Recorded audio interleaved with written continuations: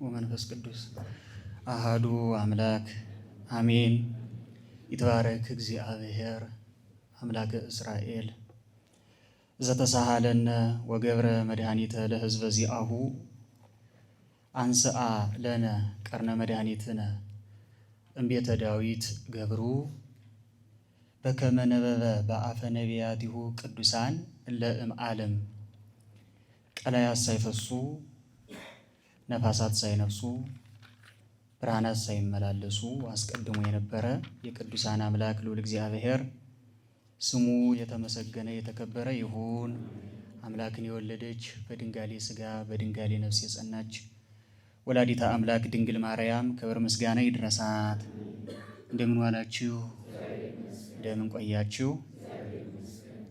እግዚአብሔር ቢወድና ቢፈቅድ የምንማማርበት የትምህርት ርዕስ ወሃሎ እግዚአብሔር ምስለ ዮሴፍ፣ እግዚአብሔርም ከዮሴፍ ጋር ነበረ በሚል ቃል ለጥቂት ደቂቃ እንነጋገራለን። ኦሪት ዘፍጥረት ምዕራፍ 39 ቁጥር 2 ላይ ያለ ኃይለ ቃል ነው። እግዚአብሔርም ከዮሴፍ ጋር ነበረ። ኦሪት ዘፍጥረትን ውብ በሆነ የቅድስና ታሪካቸው ካስጌጡ ቅዱሳን መካከል አንዱ ዮሴፍ ወልደ ያዕቆብ ነው። የያዕቆብ ልጅ ዮሴፍ። ብዙ ጊዜ ያዕቆብ 12 እንደወለደ ነው አይደለም የሚነገር። 12 ልጆች ወንዶቹ ብቻ ተቆጥረው ማለት ነው እንጂ አሉት። ለምሳሌ ዲና የያዕቆብ ልጅ ናት። ሴት ስለሆነች አይቆጥራትም መጽሐፉ።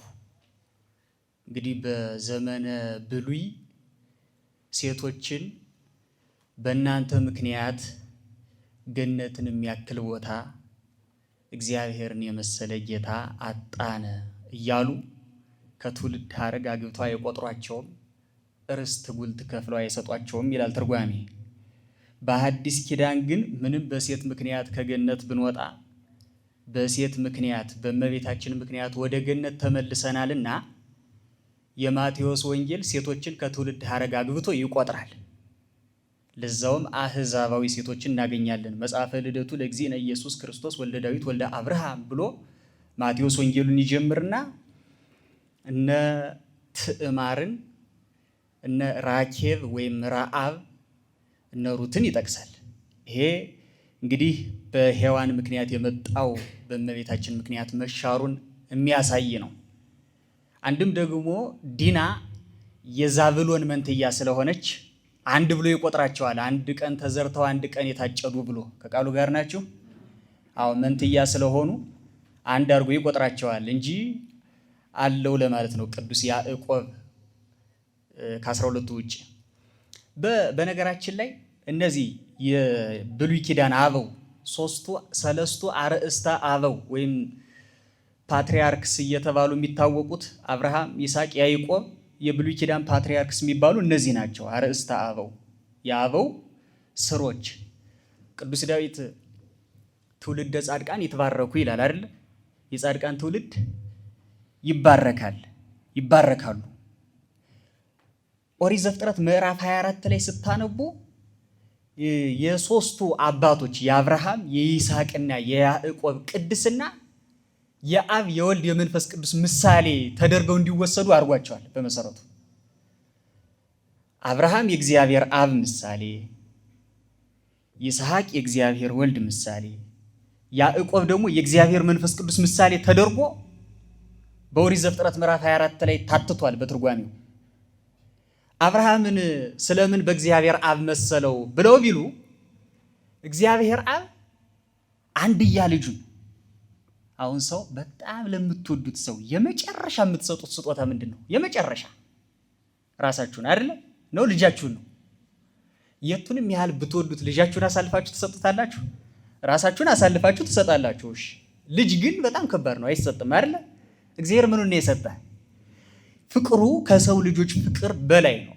አሁን ካሊስቶስ የሚባሉ አንድ አባት አሉ።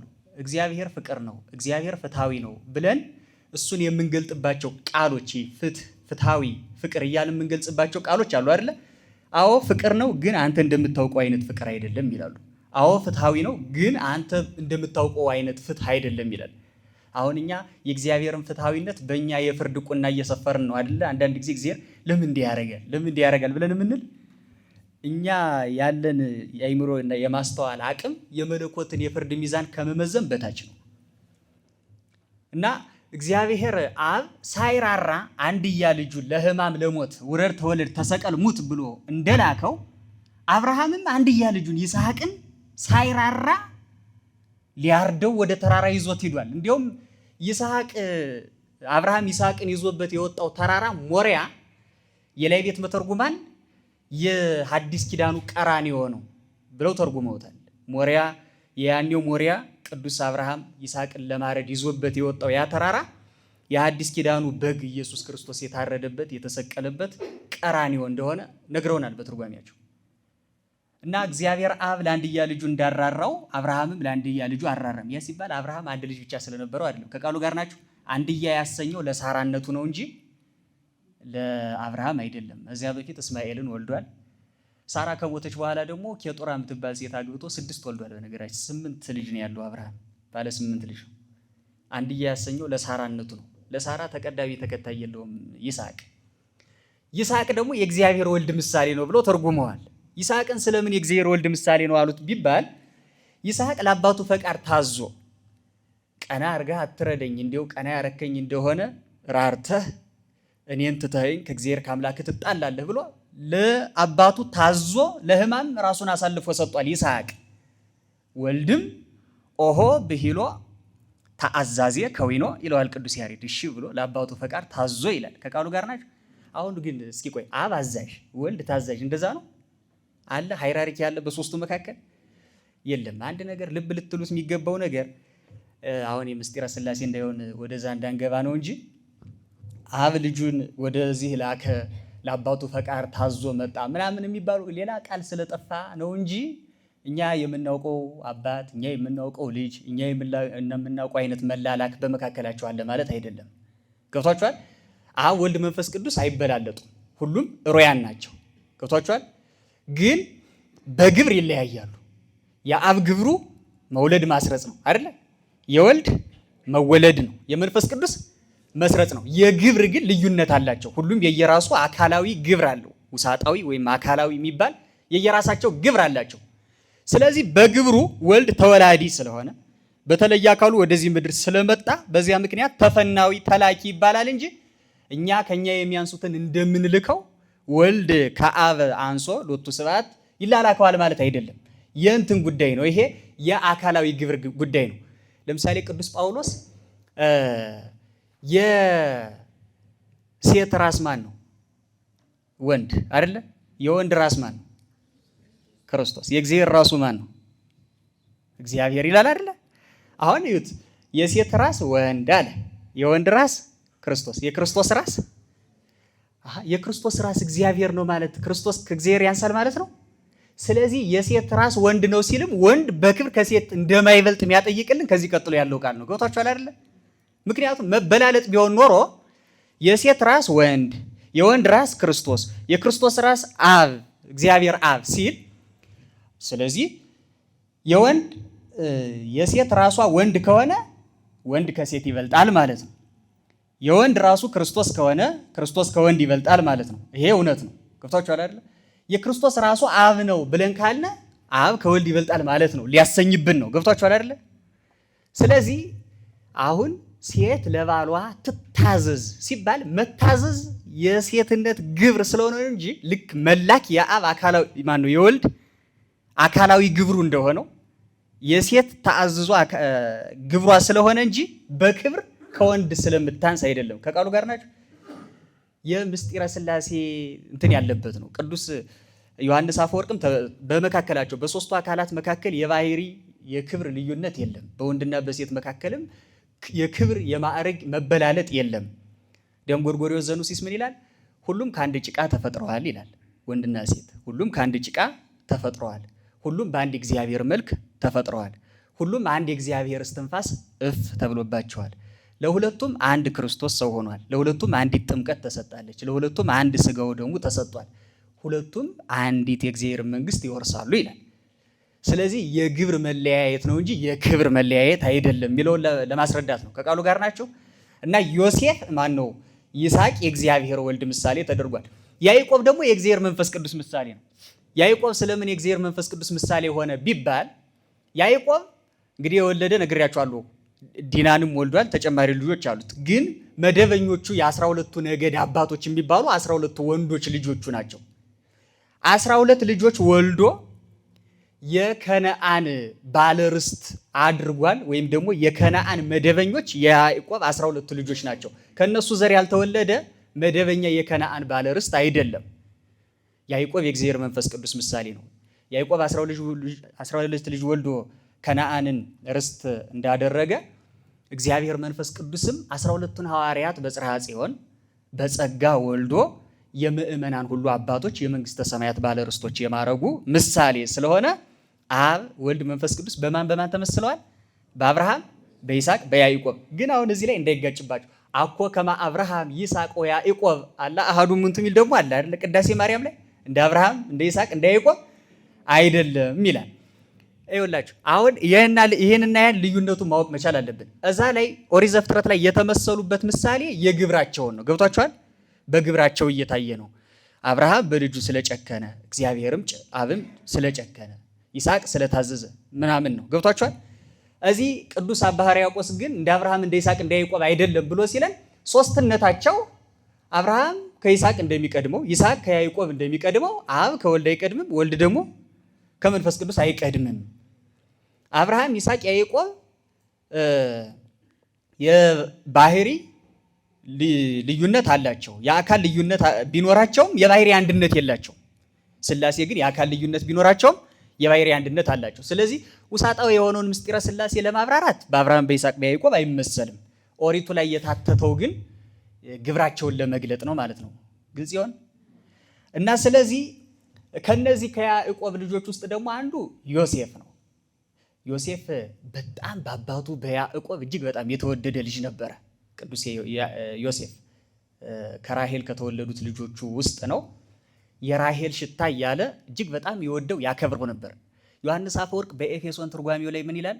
የኤፌሶንን መልእክት በተረጎመበት ወላጆች ልጆቻቸውን አበላልጠው መውደድ የለባቸውም ይላል።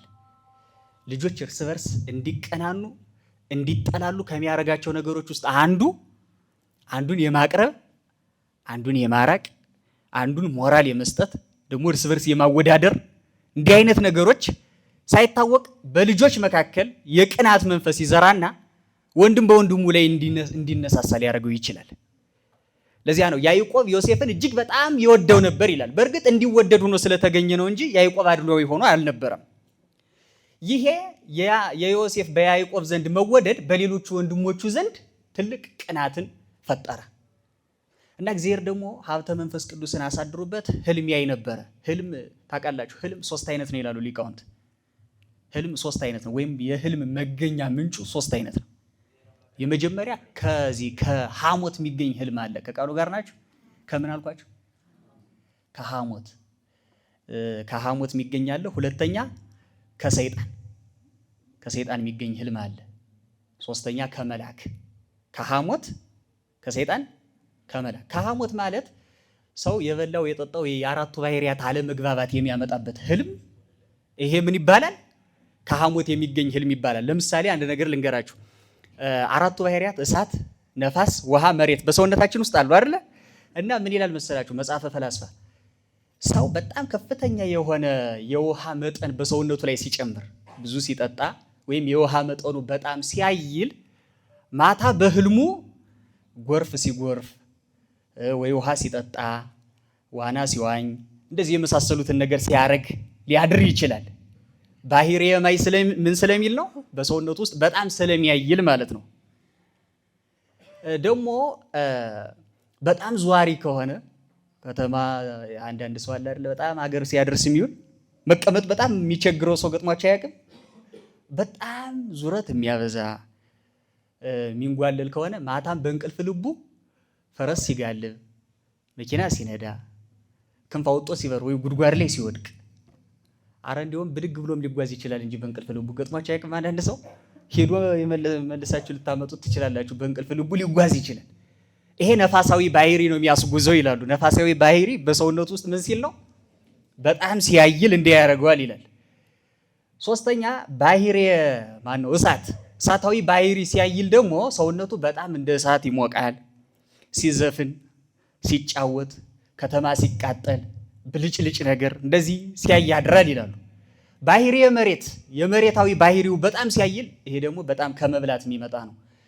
በጣም ስንበላ ሰውነታችን ላይ ስራ ይበዛበታል። ጡንቻዎቻችን በጣም ለመፍጨትና የሚፈለገውን ነገር ለማጣራት ከፍተኛ ኃይል ጉልበት ያወጣሉ። ያኔ ሰውነት ይዝላል። እንቅልፍ በጣም እስከ ጥልቁ ድረስ እንተኛለን ያን ጊዜ ማለት ነው።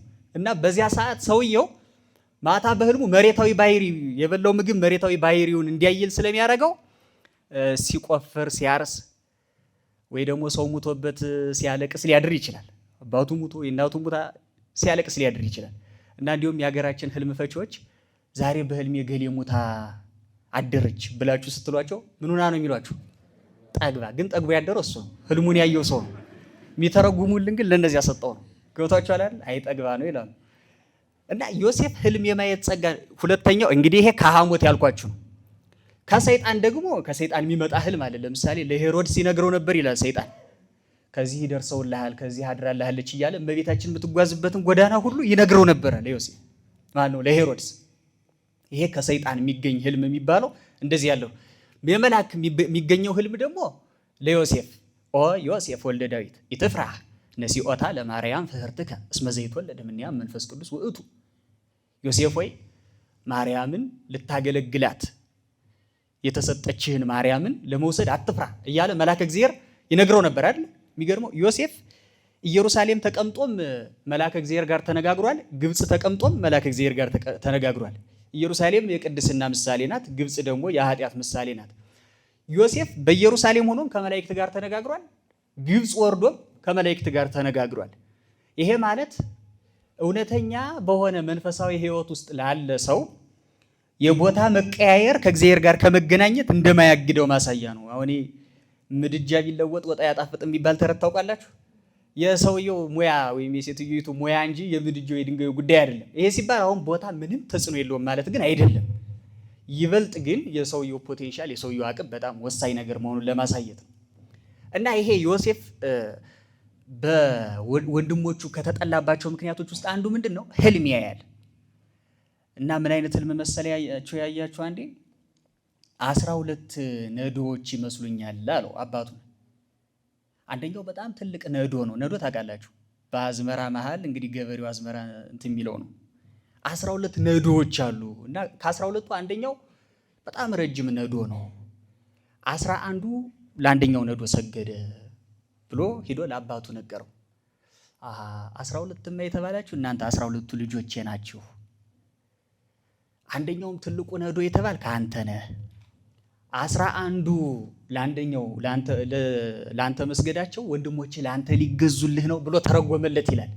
ግን ለወንድሞቼ ሄደህ እንዳትነግራቸው፣ ምክንያቱም ሊገሉት ስለሚፈልጉ ይችን ምክንያት ካገኙ ቅናታቸው በጣም ይጨምርና ልጄን ያጠፉብኛል ብሎ ስለሰጋ ህልማየሁ አትበል፣ ሄደህ እንዳትነግራቸው አሉ። እሺ አለና የዋህ ነው ዮሴፍ። ሄዶ ንግር አረጋቸው። ምስጢርህን ለሰው ሁሉ አትንገር ይላል ሲራክ። ከቃሉ ጋር ናቸው። ምስጢርህን ለሰው ሁሉ አትንገር፣ ከነገርከው በኋላ ለሌላው ይናገርና ሰላምህን ይነሳል ይላል። አሁን ሰው ታውቃላችሁ ወንፊት ነን ሁላችንም። ብዙ ሰው ሲያዝንም ደስታውንም ሀዘኑንም መቆጣጠር ተስኖታል። አሁን ጊዜ ሰው አሁን ሲያዝን ፕሮፋይሉ ያለቅስ እንደዚህ ምናምን ፌስቡክ ላይ በቃ ሁሉ ነገሩን ነው ሚዲያ ላይ ነው የሚያሰጠው። ሲደሰትም እንደዚያው ነው። ሁሉ ነገሩ አደባባይ ላይ የተሰጣ ስስ ነው። በጣም ስስ ነው። ተግሳጽም ምስጋናም መሸከም በጣም ተስኖናል በእውነት። እና ይሄ ዮሴፍ የዋህ ስለነበረ ሄዶ ነገራቸው። አሃ አሉ፣ ተረጎሙለት። 11ዱማ እኛ ነን፣ ታዲያ እኛ ለአንተ ልንገዛ ይሆናላ ብለው በአሽሙር ነገሩት። ከዛ በሌላኛው ቀን አሁንም ደግሞ አየ።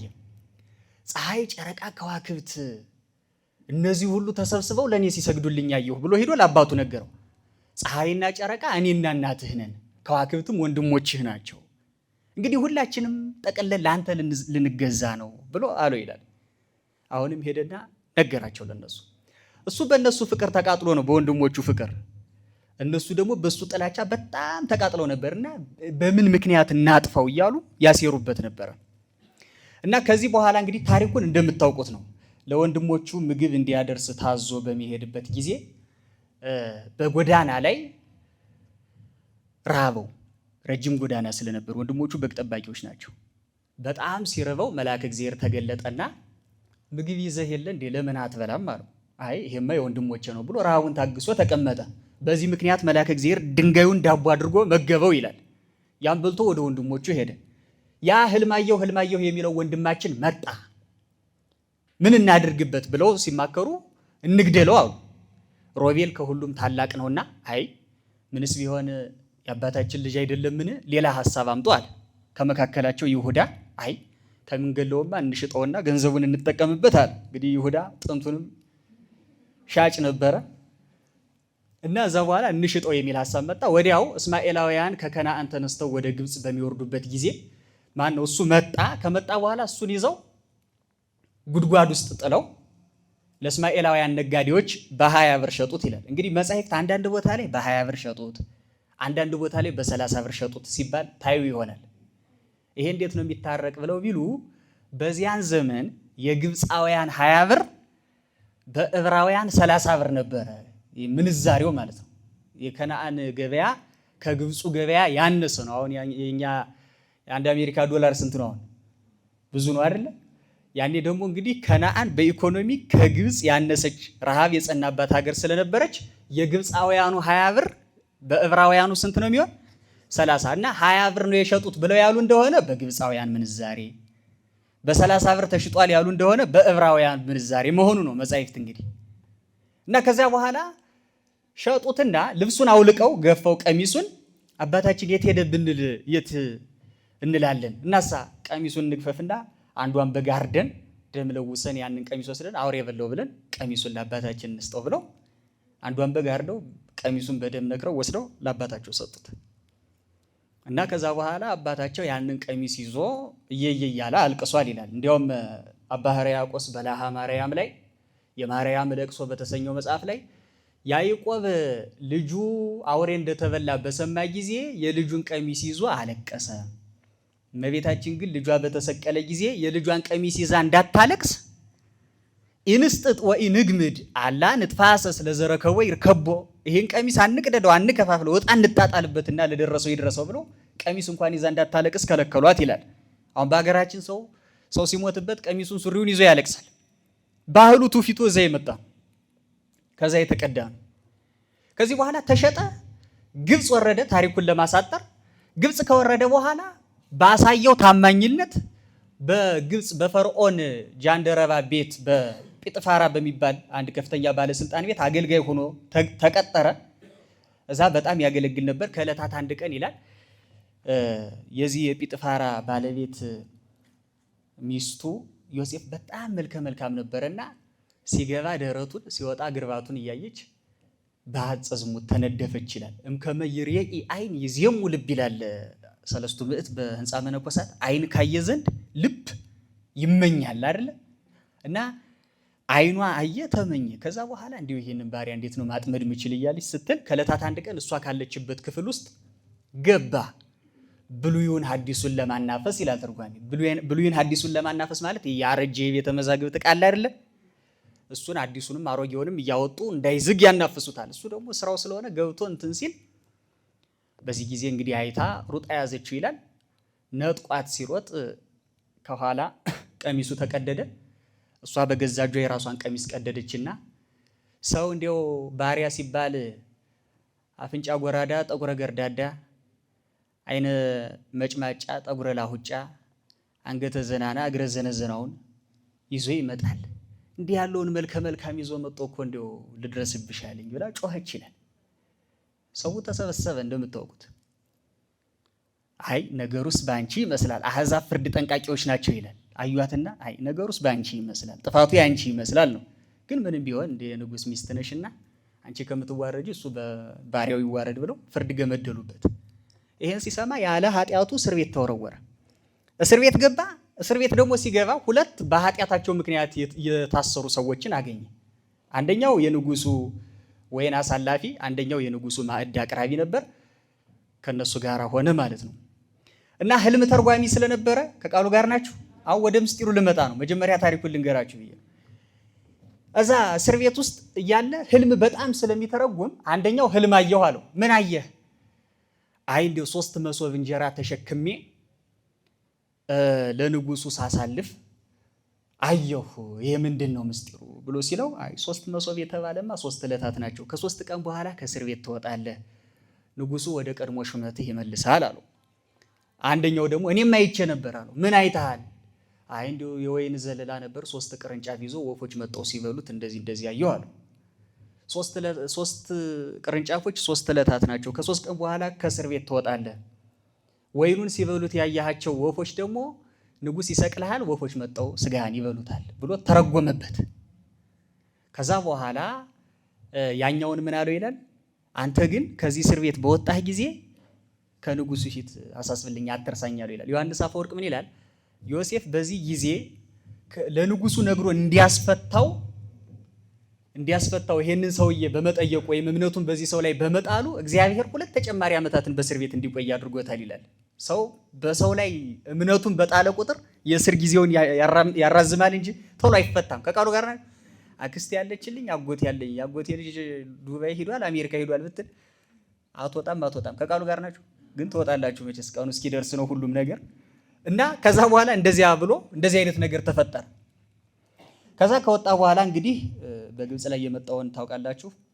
ነገሰ ምን አለ? ወንድሞቹ እንደዚያ የሸጡት እንደገና በረሃብ ምክንያት ተመልሰው አገኛቸው። እንደ ጠሉኝ ልጥላቸው፣ እንደ ጣሉኝ ልናቃቸው ሳይል ለነሱ ቀለባቸውን ሰፍሮ እንደዚህ አድርጎ ደግሞ ሰዷቸዋል ማለት ነው። እና ያው ወንድሞቹ በመጡ ጊዜ ታስታውሳላችሁ፣ እናንተ ብቻ ናችሁ የአባታችሁ ልጅ ሲላቸው፣ አዎ አንደኛውስ ሞቷል አሉት አይደለ? ሞተ ዮሴፍ አሃዊሁ ነገሩ ወለ ዮሴፍ ይላል መጽሐፍ። የዮሴፍን ሞት ወንድሞቹ ለዮሴፍ ነገሩት ማለት ነው። የራሱን ሞት ለራሱ አረዱት። አሁን ወደ ምስጢሩ ልምጣ። እስከዚህ ታሪክ ነው። ምስጢሩ ምንድነው ነው? አሁን መቼስ መጻሕፍተ ብሉያትም ሐዲሳትም ሊቃውንቱ ሁሉም የሚሰብኩት ክርስቶስን ነው። ዮሴፍ የክርስቶስ ምሳሌ ነው። ያዕቆብ ከዚህ ላይ የእግዚአብሔር አብ ምሳሌ ነው። ዮሴፍ በአባቱ በያዕቆብ እጅግ ይወደድ እንደነበረው እግዚአብሔር ወልድም በአባቱ በእግዚአብሔር አብ እጅግ የተወደደ ነው። እስመ አብ ያፈቅር ወልዶ ወኩሎ ያርአዮ ግብረ ከመ አንትሙ ታንክሩ ወበከመ አብ ያነስኦሙ ለምውታን ወያሐይዎሙ ከማሁ ወልድኒ ለዘፈቀደ ያሐዩ። አብ ልጁን ይወደዋልና የሚያደርገውን ሁሉ ያሳየዋልና እናንተ ታደንቁ ዘንድ አብ ሙታንን እንደሚያነሳ ወልድ ደግሞ እንዲሁ ሙታንን ያነሳል ብሎ እግዚአብሔር አብ መስክሮለታል። ለልጁ ልጁን ይወዳል ወልድን። ያዕቆብ በዮሴፍ የተወደደ ማን ነው? ዮሴፍ በያዕቆብ በአባቱ እንደሚወደድ እግዚአብሔር ወልድም በአባቱ በእግዚአብሔር አብ እጅግ በጣም የተወደደ ነው። ዝንቱ ውእቱ ወልዴ ዘአፈቅር አይደል ያለው? የምወደው ልጄ ይህ ነው ያለው። ይሄን ያሳያል። ወንድሞቹ ዮሴፍን እንደተመቀኙት እንደጠሉት ጌታችን መድኃኒታችን ኢየሱስ ክርስቶስንም ወንድሞቹ የተባሉ ቤተ አይሁድ ጠልተውታል፣ ተመቅኝተውታል። ከቃሉ ጋር ነው። ክርስቶስን ሰቅለው እስከ መግደል ያደረሳቸው ቅናት፣ ምቀኝነት ነው። ምቀኛ በጣም ከባድ በሽታ ነው ምቀኝነት። ቅዱስ ዮሐንስ አፈወርቅም እንደሚታወቃላችሁ ቅናተኛ ሰው ሌላውን ሰው ከመጉዳቱ በፊት የሚጎዳ ራሱን በጭንቀት ይጎዳል፣ እንቅልፍ በማጣት ይጎዳል፣ ለውስጡ ሰላም የለውም፣ ምንም የተረጋጋ ህይወት አይኖረውም ቅናተኛ ሰው በምንም ነገር ቢሆን። እና ጌታን አሳልፈው የሰጡት በቅናት ምክንያት ነው። ወንድሞቹ ማለት ነው። የገዛ ወንድሞቹ ቤተ አይሁድ የስጋው ቆራጮች የአጥንቱ ፍላጮች ቀንተው ነው። ለምን ብለው ቢሉ ጌታ በሚያስተምርበት ጊዜ በትክክለኛው መንገድ ሲያስተምር ምዕመናን ተከተሉት። እነሱ ደግሞ እኛ ባዷችን ቀረን አይደለ? ዓለሙ ሁሉ እኮ ተከተለው። ወእመኒ ሀደግናሁ ከመዝ ይመጹ ሰባሮሚ እንዲህ ከተውነውማ የሮም ሰዎች ሳይቀር መጣው ሀገራችን ይወርሱናል ብለው ጌታን እስከ መስቀል ድረስ ያደረሳቸው ቅናት ነው። ስለዚህ ዮሴፍ ወንድሞቹን በጣም ይወድ ነበረ። እግዚአብሔር ወልድም ቤተ አይሁድን የሰውን ዘር በሙሉ ይወዳል።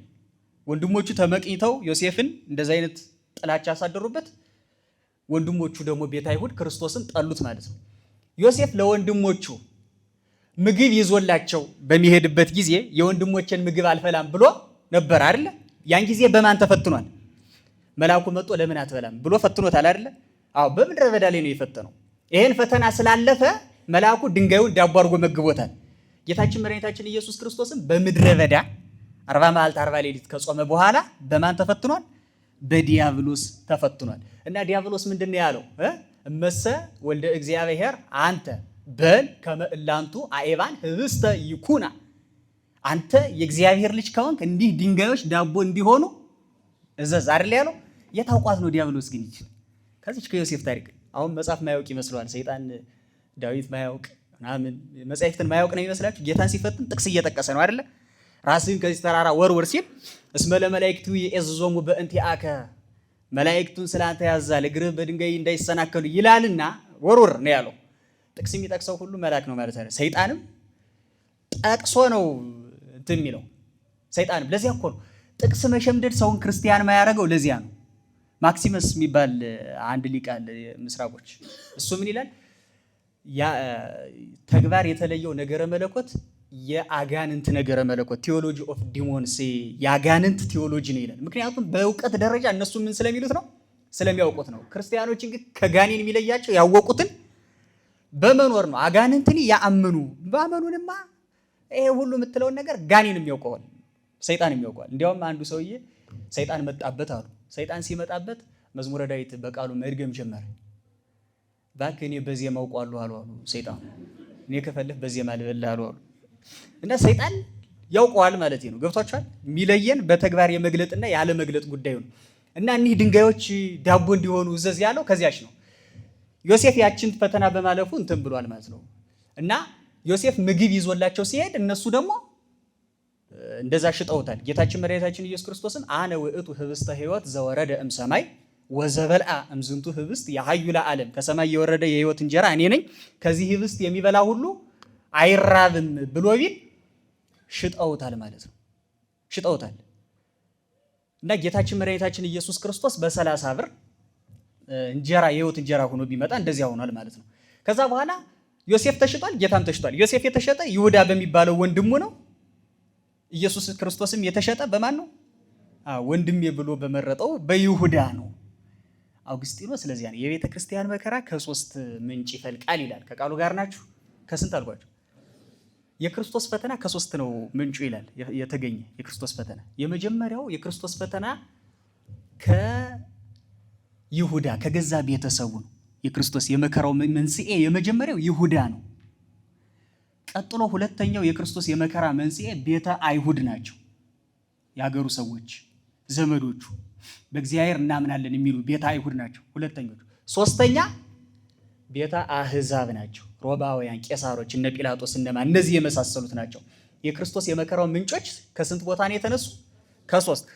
የክርስቶስ አካል ከ3 አቅጣጫ ፈተና እንደተነሳበት የክርስቶስ አካል የሆነች ቤተክርስቲያንም ከ3 አቅጣጫ ፈተና ይነሳባታል።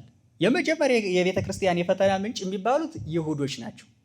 ቅዳሴ የሚቀድሱ አሁን ይሁዳ ማለት እንጀራውን የበላ ነው አይደል? የክርስቶስን እንጀራውን የበላ አብሮ 3 ዓመት ከ3 ወር ተአምራትን ያየ ምን ያለ ሰው ነው። የመጀመሪያ የክርስቶስ የፈተና ምንጭ የሚባለው ይሁዳ ነው። ስለዚህ የቤተ ክርስቲያንም የመጀመሪያ የፈተና ምንጮች ይሁዶች፣ ክህነት የተቀበሉ ጳጳስ፣ ቄስ፣ ቆሞስ፣ ዲያቆን ምናምን የሚባል ይሁዳ አለ። ሁሉም ይራባል በዛው በእንትኑ። እየሰማች ነው። እነ ጴጥሮስ እና ዮሐንስም ወልደዋል፣ ይሁዳም ወልዷል። እየወለደም ነው፣ ለወደፊቱም ይወልዳል፣ እስከ ዕለተ ምጽአት ይወልዳል። ገብቷችኋል መላችሁ? እና የመጀመሪያው እሱ ነው ይላል። ቀጥሎ የክርስቶስ የመከራው ምንጮች ቤተ አይሁድ ዘመዶቹ ናቸው። ሁለተኛ የቤተ ክርስቲያን የፈተና ምንጭ የሚባሉት ደግሞ በእግዚአብሔር እናምናለን የእግዚአብሔር ወገን ነን የሚሉ ምእመናን ናቸው። ምእመናን ሳያውቁት ቤተክርስቲያንን በመጥቀም ስም ቤተክርስቲያንን በጣም ሊጎዱ ይችላሉ። አሁን እንዲሁም በእኛ ዘመን የዚህ ዝም ብሎ ግልብነት የተሞላበት ክርስትና በጣም አደገኛ እየሆነ መጥቷል። በጣም ብዙ ነገራችን እየተበላሸ መጥቷል። ምእመናን በደንብ በስርዓት ካልተማሩና እውነተኛ ውሳጣዊ የሆነውን ክርስትና ማራመድ ካልቻሉ እንዲህ አይነት ፈተና አይቀርላቸውም። ፈተናው አይቀርም። ከቃሉ ጋር ናቸው። ሁለተኛ የቤተ ክርስቲያን የመከራ ምንጮች የሚባሉ ምእመናን ናቸው ማለት ነው። ሶስተኛ የቤተ ክርስቲያን የመከራ ምንጭ ያው አረማውያን ናቸው። አሁን ዛሬ ራሱ በየቦታው ክርስቲያን እንደተጨፈጨፈ እንደታረደ ነው አይደለም? እንደዚያ እና ስለዚህ ይሁዳ ወንድሙ እንዲሸጥ ሐሳብ አቀረበ፣ ተሸጠ ማለት ነው። ያኔ ዮሴፍ በተሸጠ ጊዜ ከዮሴፍ ጋር አብሮ የተሸጠ ክርስቶስ ነው ይላል አባ ጊዮርጊስ። ዘምስለ ዮሴፍ ተሰይጠ ከመ ይስፍር ሲሳየ ለሕዝብ፣ ለሕዝቡ ለወገኑ ቀለብን ይሰፍርላቸው ዘንድ ከዮሴፍ ጋር ምን አለ? ተሸጠ ይላል። ተሸጠ፣ ከዮሴፍ ጋር ተሸጠ ይለዋል ጌታችን መድኃኒታችን። በምስጢር ነው በምሳሌነት ነው እንጂ ያኔ ኢየሱስ ክርስቶስ ያኔ ተወልዶ አይደለም። አብሮ በጸጋ አብሮ ተሰደደ ለማለት ነው። በሄደበት ሀገር ደግሞ ያለ ኃጢአቱ ወደ እስር ቤት እንደተወረወረው ኢየሱስ ክርስቶስም ያለ ኃጢአት ወደ መስቀል እንዲሰቀል ተደርጓል። ዮሴፍ በእስር ቤት ውስጥ ሁለት በኃጢአታቸው ምክንያት የታሰሩ ሰዎችን እንዳገኘ ኢየሱስ ክርስቶስም በመስቀል ላይ ሁለት በኃጢአታቸው ምክንያት የተሰቀሉ ሰዎችን አግኝቷል። ዮሴፍ ለአንደኛው ተርጉሞለታል ትድናለህ ብሎ፣ ለአንደኛው ተሰቅለህ ትሞታለህ ብሎታል አይደለ? ኢየሱስ ክርስቶስም በቀኝ ላለው ዮም ትሄሉ ምስሌ ውስተ ገነት፣ ዛሬ በገነት ከኔ ጋር ትኖራለህ ብሎታል። በግራ ያለው ደግሞ የሰይጣን ድርሻ ሆኗል ማለት ነው። ዮሴፍ ከእስር ቤት ከወጣ በኋላ ወንድሞቹ በመጡ ጊዜ ወንድማችሁ የት አለ ብሎ ሲል ሞቷል ብለው የገዛ ሞቱን ለራሱ ነግረውታል። ጌታም ደግሞ በኤማሁስ ሲጓዝ እነዚያ ሁለቱ ደቀ መዛሙርት ጋር ሞቱን አይደል የነገሩት? የገዛ ሞቱን እንዲህ አይነት ሰው ነበረ፣ ደግ ሰው ነበረ፣ እንደዚህ ያሉት፣ ግን ለራሱ ነው እያረዱት የነበረ። ዮሴፍ የገዛ ሞቱን ከወንድሞቹ እንደሰማ ኢየሱስ ክርስቶስም የገዛ ሞቱን ከወንድሞቹ ከሐዋርያት ከደቀ መዛሙርቱ ሰማ ማለት ነው። ዮሴፍ በመስቀል ላይ እንደነገሰ ኢየሱስ ማነው ከእስር ቤት ወጥቶ እንደነገሰ ኢየሱስ ክርስቶስም እምከመ ተለአልኩ እምድር እስህብ ኩሎ ሀቤ፣ ከምድር ከፍ ከፍ ባልኩኝ ጊዜ ሁሉን ወደ እኔ። መስቀል ማለት ክርስቶስ የነገሰበት ማለት ነው። ዙፋን ነው መስቀል። እግዚእነ ኢየሱስ ክርስቶስ የነገሰበት ዙፋን ነው። ዝምቱ መስቀል መንበረ ነበልባል ዘኪሩቤል ቢጽ አምሳለ ስምኪ ድንግል ርቡአ ሆሄያት ወገጽ ይላል አባ ጽጌ ድንግል። ይህ መስቀል የነበልባል ዙፋን የኪሩቤል ባልንጀራ ነው ይላል። እንደ ስምሽም ባለ 4 ፊደል ነው ይላታል እመቤታችንን። እግዚአብሔርን የተሸከሙ ማን ናቸው እስኪ ንገሩኝ። መጀመሪያ ኪሩቤል ጸወርተ መንበር፣ እሱን አይደለም የሚሸከሙ ዙፋኑን ነው። ያውም በጸጋ ነው የሚሸከማቸውን ይሸከሙታል። ጫማችሁ እናንተን ነው የሚሸከም፣ እናንተ ናችሁ የምትሸከሙት። እንሸካከማለን ነው። ጥሩ ነው፣ እውነት ነው። የመሸካከም ነገር ነው። እየሰማችሁ ነው። የሚሸከማቸውን ይሸከሙታል ይላል አረጋዊ መንፈሳዊ። ሰማያት ወምድር እይክሉ አግምሮቶ ለእግዚአብሔር፣ ሰማያትና ምድር እግዚአብሔርን አይወስኑት። ወልብሰ ዘእቁብ በንጽ ይከውኖ ማሂደረ ንጹሕ ይላል። በንጽህና የተጠበቀ ልብ ግን ለሱ ንጹሕ ማደሪያ ይሆነዋል አይጠበውም ይላል። ሰማይና ምድር የማይወስኑትን ጌታ ንጹሕ ልብ ይወስነዋል ይላል። አሁን በኩነት እግዚአብሔርን የሚወስን ልብ ኖሮ እኮ አይደለም። ከቃሉ ጋር ናችሁ አይደለም። ግን እግዚአብሔር በምላት ያድርበታል ይላል። ልባችን ለእግዚአብሔር ክፍት ስለሆነ እሱ ካልገባበት አይሞላም። ከቃሉ ጋር ናችሁ። አውግስጢኖስ ምን ይላል? በእግዚአብሔር ቅርጽ ያለ ክፍት ቦታ አለ ይላል ልባችን ውስጥ። እሱ ካልገባበት የማይሞላ በሱ ቅርጽ ያለ ክፍተት አለ። የፈለገህን እያመጣህ ብትጠቀጥቅበት አይሞላም። ፍልስፍና ብትማር፣ ፖለቲከኛ ብትሆን፣ ጠቅላይ ሚኒስትር ብትሆን፣ የአገር ለአገር ብትዞር፣ ቱር ምን ብትል ምንም አይሞላም እሱ ካልገባበት። ለዚያ ነው ሰው ማይረከው። ሲፈጥረንም መጀመሪያ ረሃብተኛ አድርጎ ነው የፈጠረን። ይሄን ታውቃላችሁ? በገነት ካለው ዛፍ ሁሉ ብላ ማለት ነው። መቼስ የመጀመሪያው ትእዛዝ እኮ ብላ የሚለው ነው። ከዛ እኮ ነው አትብላ ያለው። መጀመሪያ ምንድን ነው የሚለው? ሲፈጥረው መጀመሪያ በጥንተ ተፈጥሮ ስንፈጠር በገነት ካለው ዛፍ ሁሉ ምን ብላ። ከዛ ይችን ግን ምን አትበል። አሁን በአዲስ ተፈጥሮም ሲፈጥረን ስጋዬን ብሉ ደሜን። ሰው ለመብላት ነው የተፈጠረው። አሁን ይሄ ሲባል ሁሉ እናግበስብስ ማለት አይደለም። ግን ገነት ለአዳም የምግብ ቡፌ ሆና ነው የቀረበችለት። አሌክዛንደር ሽመመን የሚባል አባት ቡፌ ሆና ነው የቀረበችለት ገነት። አሁን ተውት፣ ወደዚያ መግባት አያስፈልግም። እና ምን ላችሁ ፈልጌ ነው፣ ሰው ጥንቱንም እግዚአብሔር ሲፈጥረው እንዲራብ አድርጎ ነው የፈጠረው። ማንን እንዲራብ? እግዚአብሔር እንዲራብ። ለዚያ ነው ረሃብተኛ ፍጡር ስለሆነ ኢየሱስ ክርስቶስ የሚበላ ሆኖ መጣለት። የሕይወት እንጀራ እኔ ነኝ፣ እኔም ብሉኝ፣ እኔን ጠጡኝ። እና እሱ ካልገባበት ልብ አይሞላም። ምንም እርካታ የሚባለው ነገር የለም። የሰው ሀሳብና የፍየል ጅራት ሁልጊዜ ወደ ላይ ነው ይባላል። ምንም ሰው በቃ የትኛው የስሜት የፍላጎት የፓሽን መጨረሻ አልባነት ነው ይላሉ አንድ አባት። ከቃሉ ጋር ናቸው። ገደብ አልባነት ነው የስጋዊ ፈቃድ ገደቡ ገደብ አልባነት ነው። ገደብ አልባነት ነው። በቃ አንዱን ሁለቱን አራቱን 8 እያለ ያለ ማቋረጥ ነው። መቃብር ይገድበዋል እንጂ እንደዛ መጨረሻ የለውም ማለት ነው። እና በአጠቃላይ ጌታችን መድኃኒታችን ኢየሱስ ክርስቶስ የሚበላ እንጀራ የህይወት እንጀራ ሆኖ የመጣልን ለዚያ ነው ማለት ነው። እና አሁን ጠቅለል ስናደርገው ምንድነው ከአጠቃላይ ከዮሴፍ ህይወት ላይ የምንማረው ነገር ምንድነው ከተባለ አንደኛ ዮሴፍ በአባቱ ዘንድ ተወዳጅ የነበረ ልጅ ነው። ወንድሞቹን እጅግ በጣም ይወድ የነበረ ሰው ነው። እና ስለዚህ መጀመሪያ ፍቅር ነው።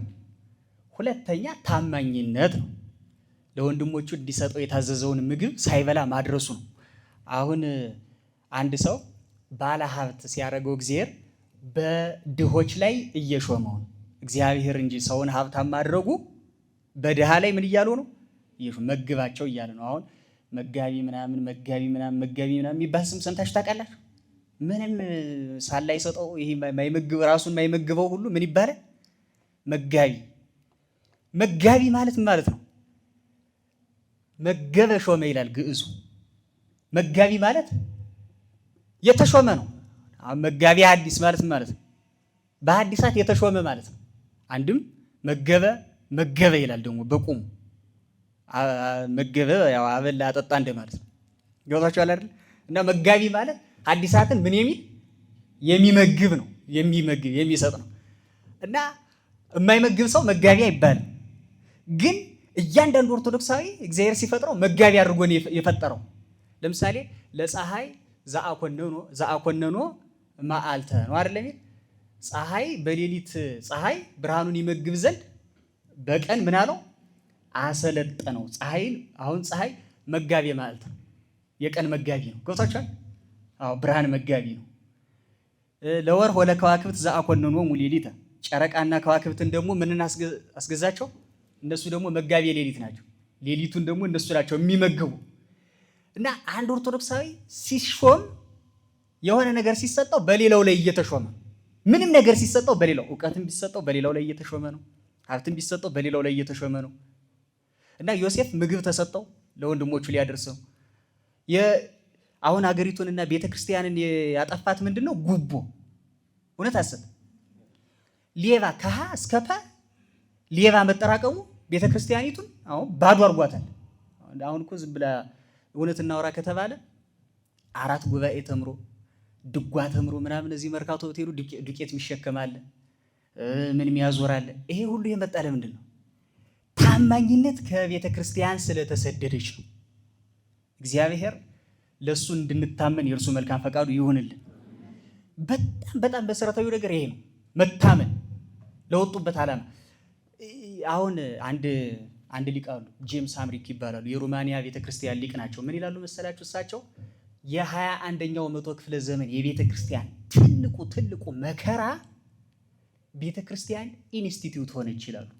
ተቋም በቃ አንድ ሰው ሲያገለግል የሚያገለግለው ስራዬ ብሎ ለገንዘብ ሆነ፣ ቢዝነስ ሴንተር ሆነ እያንዳንዱ ነገር። ገብቷችኋል አይደል? እንዲያውም አንድ ቄስ ምን አሉ ይባላል? ሳልቆርብ እንዳልሞት እያሉ ይጸልያሉ። ቄስ እኮ ነው። ሁሌ አህዱ እያልክ እየቀደስክ ሲሉት እስከ ዛሬ ለደሞዝ ብዬ፣ አሁን ግን ለነፍሴ ብዬ ተሰልፌ እንደ ምዕመናን መቁረብ ነው የምፈልጋለ ይባላል። ገብቷችኋል አይደል? ባልቀድስ እግዚአብሔር ከሕይወት መዝገብ ስሜን ይሰርዘዋል ብሎ ሳይሆን ከደሞዝ መዝገብ ሰበካ ጉባኤው ስሜን ይሰርዘዋል ብሎ ሆነ ማለት ነው። ኢንስቲትዩሽናል ቅርጽ። አሁን የሚበላው የሚጠጣውም ያስፈልገዋል። መሰረታዊ ነገሩን መሟላት አለበት። አሁን እየተራበ መከራ እየበላ ይኑር ማለት አይደለም። ገብቷችኋል? ክህነትም ፕሮፌሽን ሆነ ይላሉ እሳቸው። ክህነት ደግሞ ስራ ሆነ። እንዲያውም ስራ ልገባ ነው ማለት ሁሉ ተጀምሯል። እንዲሁም የሆነ ጊዜ ላይ አንድ ቤተክርስቲያን ላይ የመውሊድን በዓል ምክንያት በማድረግ አንገባም የሚል ማስታወቂያ ለጥፈው ልጁ የሆነ ጽሑፍ ሊያስጽፍ ብሎ ወደ ሰበካ ጉባኤ ሲሄድ የመውሊድን በዓል ምክንያት በማድረግ የለም። አሁን ምን ይባላል? ይሄ እስላም ናቸው ክርስቲያን ናቸው። ገብቷችኋል ምላችሁ? በጣም እንዴት አይነት እንትን ውስጥ እየገባ እንደሆነ ታውቃላችሁ? እና አውደ ምህረቱ ደግሞ ስቴጅ ሆነ ይላሉ። ስብከት ሞቲቬሽናል ስፒች ሆነ። አሁን ስብከት ስታዩ ሰው መስማት የሚፈልገውን ነገር ተጨንቆ ማታ እግዚአብሔር ለህዝቡ ማስተላለፍ የሚፈልገው ኮስተር ያለ ትምህርት ከቃሉ ጋር ናችሁ። እሱን እናንተ ጣፈጥ የሚለው አለ አይደለ? ኮቴሽን ያ ሆነ። ግን መሆን ያለበት አሁን እስኪ ቆይ አንድ ታሞ የመጣን ሰው ሆስፒታል ታሞ የመጣን ሰው አሁን እንደምታውቁት ምዕመናን ቅዱሳን ያለ እናንተ ቤተ ክርስቲያን ባዶ ናት፣ እልል በሉ በባዶ ሆዱ። አሁን በኑሮ ውድነት ጥሩ አይደለም ሲጀመር እልል ማስባል። አንደኛ ይረብሻል። ቤተ ክርስቲያን የጽሙና ቤት ናት። ከቃሉ ጋር ናቸው። ጸጥታ ነው የሚያስፈልግ። ይህ ጫጫታ በ10 ደቂቃ ስብከት 15 እልልታ ምንም ጥቅም የለውም። እየሰማችኝ ነው? እና አሁን ይሄ ማለት እኮ ቤተ ክርስቲያን ሆስፒታል ናት አይደለ? እኛ በሽተኛ ነን። ሁሉም በሽተኛ ነው። አሁን ሆስፒታል መቼስ በሽተኛና ሐኪም ነው ያለ። ሌላ አለ ዘበኛው ሌላ ይኖራል። በቃ ዓላማው ቤተ ክርስቲያን የሐኪሞች እና የበሽተኞች መገናኛ ናት። አንድ በሽተኛ ሲሄድ ዶክተሩ አንተ ጤነኛ ሆስፒታላችን ያለ አንተ ባዶ ነው እንዳንተ ያለ እልል በል ይለዋል። ምንህን ነው የሚያምህ አይደለም ይለው። እንዴት ነው የሚያደርግህ ይልና የሚወጣውም ከሆነ የሚዋጥ የሚወጋም ከሆነ ወግቶ ይሰደዋል። ኮስተር ያለ መድኃኒት። ከዛ ወለም ዘለም የሚል ከሆነ ይሄንን አዝዤልህ አልነበረም እንዴ? ለምንድን ነው በራስ የምትቀልድ ብሎ ከተገቢው ተግሳጽ ጋር አይደለ ሐኪም ያቀም። እንደዚህ እኮ ነው ቤተክርስቲያን እኮ። ቤተክርስቲያን ሆስፒታል እንደዛ ነው። ጳጳስም በሽታ አለበት፣ ቆሞስም ቄስም ያው የበሽታችን መጠን ይለያያል። አንዳንዱ የጸናበት ወደ ካንሰር ደረጃ የደረሰ ሊኖር ይችላል። ገና በሱሱ እየጀመረው ያለ ሊኖር ይችላል። ይለያያል እንጂ የበሽታው መጠን ሁሉም በሽተኛ ነው። አንዳንድ ሰው እኔ የሚገርመኝ ቤተክርስቲያን ውስጥ ባሉ ሰዎች ምክንያት ከቤተክርስቲያን የሚርቅ ሰው ገጥሟቸው ያውቃል እንዳላያቸው የሚል። ይሄ ማለት እኮ እዛ ሆስፒታል ውስጥ በሽተኛ ብቻ ስላለ ሂጅ አልታከምም እንደማለት እኮ ነው። ገብቷችኋል? ሁሉም በሽተኛ ነዋ። ይሄ ጤነኛ አይደለም። እንዲህ አይነት አስተሳሰብ አንተ ሆስፒታል የምትሄድ ዶክተሩን ብለህ ነው እንጂ በሽተኞችን ብለህ አይደለም። ወደ ቤተ ክርስቲያን የሚመጣ ሐኪሙን ኢየሱስ ክርስቶስን ለማግኘት ነው እንጂ በሽተኞችን ለማግኘት አይደለም።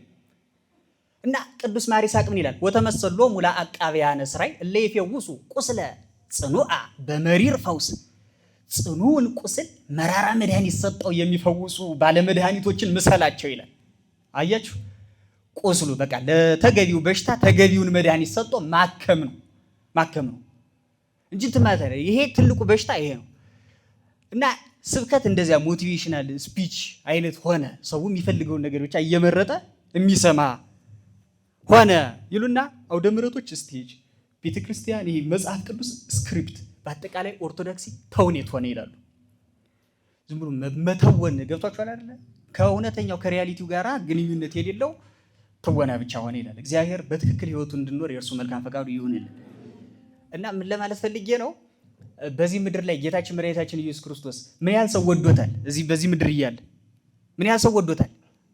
እውነት እናውራ ከተባለ ገና ሲወለድ ምን በኩሉ አንደ የረሱ አይደለም የሚለው። ገና ሲወለድ የሚወለድ ቤት ስላልነበረ በረት ውስጥ ተወለደ። በረት ውስጥ ከብት እንኳን አይወልድም። እንኳን ሰው በረት ውስጥ ምጥ ሲያዙ ያወጧቸዋል ከበረት እንኳን። በረት ውስጥ ተወለደ። ያ ብቻ አይደለም፣ የምታለብሰው ብታጣ በቅጠል ነው። ቅዱስ ያሬድ እንደሚለው በበለስ ቅጠል፣ ጥንቱን በበለስ ቅጠል የሰው ልጅ ወድቋልና አሁንም በበለስ ቅጠል ጠቀለለው ይላል። ጠቀለለችው ይላል። እርቃንህን ልሸፍንልህ መጥቻለሁ ሲል በአጽርቅትም ይላል በብጣሽ ጨርቅ። እድሜ ልኩን የለበሰም ሰባ ሰገል የገበሩለትን ቀሚስ ነው። ሲያድግ አብረው ታድጋለች፣ ሲሰፋም አብረው ትሰፋለች። አሁን ዛሬ የመነኩሴ ቀሚስ ስረ ወጥ የሆነ አንድ ይሁን ይላል አይደለ? ስርዓተ ጳኩሚስ፣ ስርዓተ እንጦንስ፣ ሌሎችንም ብትመለከቱ የመነኩሴ ቀሚስ ስረ ወጥ የሆነ፣ ስረ ወጥ ማለት ከላይ እስከታች ድረስ ምን የሆነ ነው? ወጥ የሆነ እና ቀለም የገባው ይሁን ይላል። አንድ ቀለም ቢጫ ከሆነ ቢጫ፣ ጥቁርም ከሆነ ጥቁር ማለት ነው እንጂ የቀሚስ ብራንድ የለውም። ገብቷችኋል? ቀሚስ ነው እና የዚያ ምሳሌ ነው። አሁን ያኔም እንኳን አልቀደዷትም። አሁን ይህ ምስጢሩ ብዙ ስለሆነ ነው። ፋሲካውንም ሲያደርግ በሰው ቤት፣ ሲያድግም በሰው ቤት፣ በዮሴፍ ቤት፣ ኋላም ሲሞት የተቀበረ በሰው መቃብር፣ በባዶ መቃብር፣ በሁሉ ባዶ። በዚህ ምድር እንደሱ የተገፋም እንደሱ የተጠላም እና ገና ለገና የፖለቲካል ኮሬክትነስ በሁሉ ዘንድ ለመወደድ በሁሉ ዘንድ ተቀባይነት ለማግኘት ተብሎ ታማኝነትን ማጣት፣ እውነትን መሸፋፈን በጣም ነውረኛ አካሄድ ነው። ከቃሉ ጋር ናችሁ? እና ስለዚህ አባቶቻችን አምላክ የዮሴፍን ታማኝነት ለሁላችንም ያድለን። ስለነበረን ጊዜ እግዚአብሔር ስም የተመሰገነ ይሁን። እግዚአብሔር ከዮሴፍ ጋር አብሮ ነበረ ይላል። ከኛም ጋር ይሁን። ዮሴፍ በጣም በተለይ ለወጣቶች ንጽህናው የዝሙት ግብዣ ቀርቦለት ትቶ መሄዱ ሁሉ ነገር እያለለት መተው የሚያስደንቀው ነገር ይሄ ነው። ነገሮች ሳይኖሩ እድሉ ሳይኖር ነገሮችን አለማድረግ አያስደንቅም። እድሉ እያለ ነገሮችን አለማድረግ ግን በጣም የሚያስደንቅ ነገር ነው። ሁሉ ነገር በተመቻቸበት ሁኔታ መተው እውነተኛው ምናኔም እሱ ነው። በነገራችን ላይ አሁን ዓለም ንቀው የመነንና ዓለምን ንቆ የመነን እኮ ይለያያል። ከቃሉ ጋር ናቸው። አሁን ብሎ ንግዱንም ብሎ ምኑንም ብሎ አልሳካለ ሲል በቃ ገዳሜን ገብቼ እዛ ልሂድ። ይሄ ዘጎየ እማጸባ ይለዋል። ከመከራ የሸሸ ይባላል። አይታችሁታል። ገዳም እኮ የሚኬድ መከራ ለመቀበል ነው አይደለ? እሱ ግን ከየትኛው መከራ እየሸሸ ነው? ከዚህ ለሱ ያ ኮምፎርት ዞን ነው ማለት ነው ገዳሙ። ዓለም የቅደም ተከተል ጉዳይ ነው እንጂ መናቃችን እንኳን አይቀርም። አሁን እኮ ሰው ሂዶ አላምጣ ማዕዛችን ሲያልቅ መጥፋቷ ይቀራል። አሁን ሸንኮራ አላምጣችሁ ሲያልቅ ምንድን ነው ብታረጉት? መጣል አይደል? ማስቲካ ተላምጦ ምንድን ነው የሚደረግ? መጣል። አሁን ሰው በወጣትነት ቆረብ ሲባል እሺ አይልም። እንደምታውቁ ሲያረጅ ይቆርባል። አልማዙ ሲያልቅ ከቃሉ ጋር ናችሁ።